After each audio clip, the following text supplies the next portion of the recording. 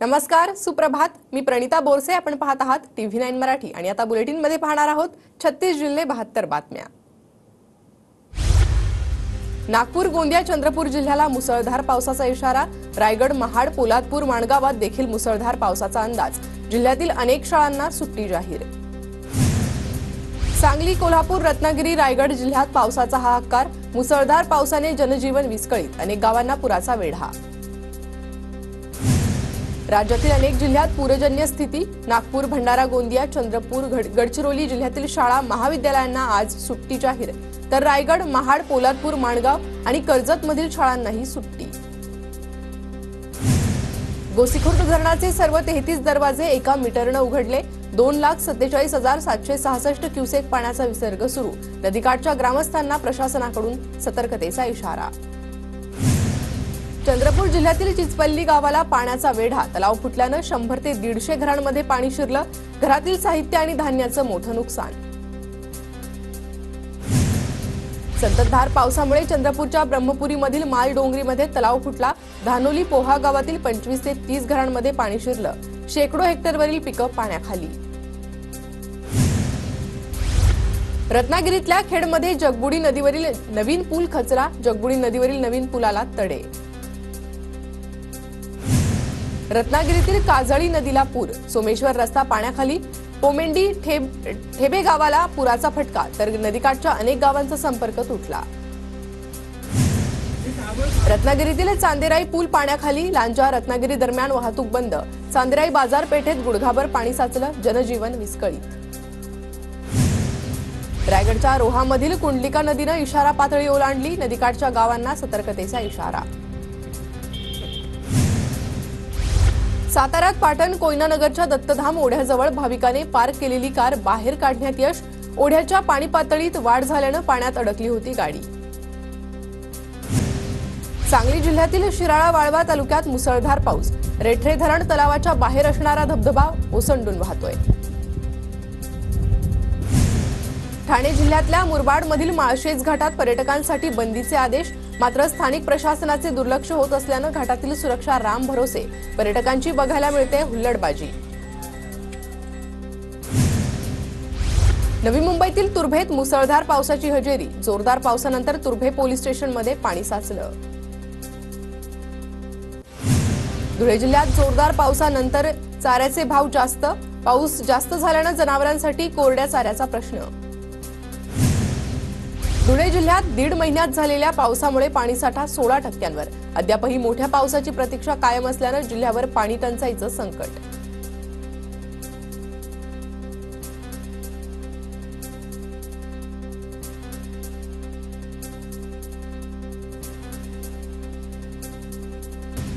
सांगली शहरात विक्रीसाठी आणलेल्या तलवारींचा साठा जप्त. पोलिसांनी सापळा रचून केलेल्या कारवाईत 10 तलवारी जप्त, तर एकाला अटक.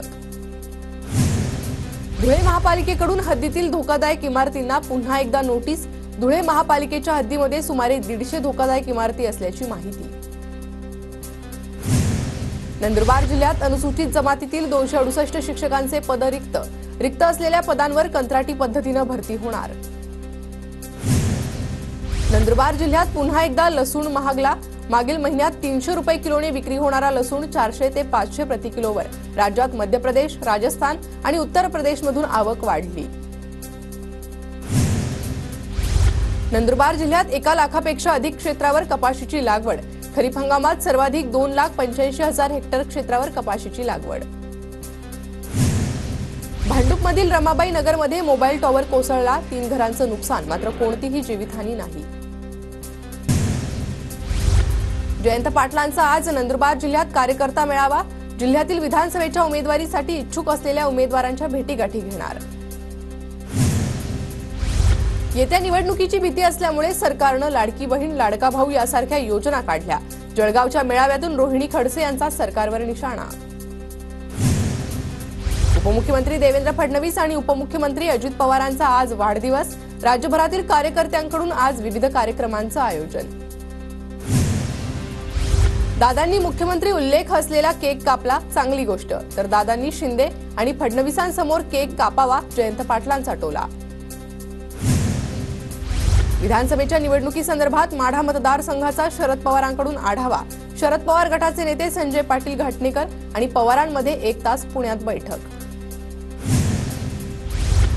शरद पवार सत्तेत आले की मराठा आरक्षण जातं. भाजप सरकार आल्यावर आरक्षण मिळतं. केंद्रीय गृहमंत्री अमित शहांचं टीकास्त्र. शरद पवार आज मुख्यमंत्री एकनाथ शिंदेंची भेट घेण्याची शक्यता. मराठा आरक्षण आणि राज्यातील विविध विषयांवर चर्चा होण्याचा अंदाज. दुपारी 3 वाजता भेटण्याची शक्यता. काँग्रेस आमदार हिरामण खोसकरांनी घेतली मुख्यमंत्री शिंदेंची भेट. मतदारसंघातील कामानिमित्त भेटल्याची खोसकरांची माहिती. तर काँग्रेसमध्येच राहणार, कुठेही जाणार नसल्याचंही हिरामण खोसकर यांचं वक्तव्य. अमित शहांच्या दौऱ्यानंतर विधानसभेसाठी भाजपचा मेगा प्लॅन ठरला. भाजपचे प्रभारी आणि सहप्रभारी राज्यभर दौरा करणार. प्रत्येक विधानसभेत पूर्णवेळ विस्तारक म्हणून नेमणुका केल्या जाणार. ध्येय गाठण्यासाठी तह तर कधी सलगी करावी लागते. मोदींच्या विकासाच्या वाटचालीसाठी महाराष्ट्र सोबत राहावा म्हणून हे परिवर्तन.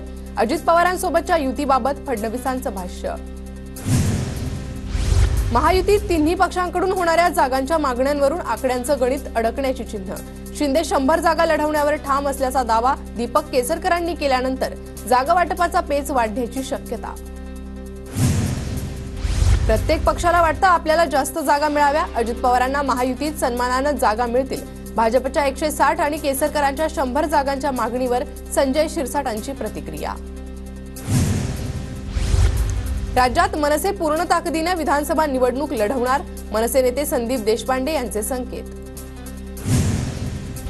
महिनाभरात महाविकास आघाडीचा जागा वाटपाचा फॉर्म्युला ठरेल. ऑगस्टपर्यंत जागा वाटप पूर्ण होईल. सप्टेंबरपर्यंत उमेदवार देऊ, नाना पटोलेंची माहिती. विधानसभेत किती जागा येणार हे आता सांगणं कठीण. चांगला प्रयत्न केल्यास 172 जागा निवडून येतील. जयंत पाटील यांच्याकडून महाविकास आघाडीबाबत विश्वास व्यक्त. जळगाव पोलीस दलातील कर्मचारी विनोद अहिरे यांच्या पुस्तकाचं प्रकाशन. माजी पोलीस महासंचालक संजय पांडे यांच्यावर लिहिलेल्या पुस्तकाचं मान्यवरांच्या हस्ते प्रकाशन. जळगावच्या मळनेर येथील मंगळग्रह मंदिरात गुरुपौर्णिमेनिमित्त लघु रुद्राभिषेक. कमंडलू स्थित अनघामाता आणि दत्त भगवान मंदिरात घेतले असंख्य भाविकांनी दर्शन. जळगावच्या पाळधी येथे गुरुपौर्णिमेनिमित्त 200 विद्यार्थ्यांचा गुणगौरव सोहळा. मंत्री गुलाबराव पाटील यांच्या हस्ते गुणवंत विद्यार्थ्यांचा गौरव. धुळ्यातील मोहाडी येथील पिंपळादेवी विद्यालयात काढण्यात आली वृक्षदिंडी. वृक्ष संवर्धन संदर्भात जनजागृती करण्यासाठी विद्यार्थ्यांकडून झाडे लावा, झाडे जगवा असा संदेश.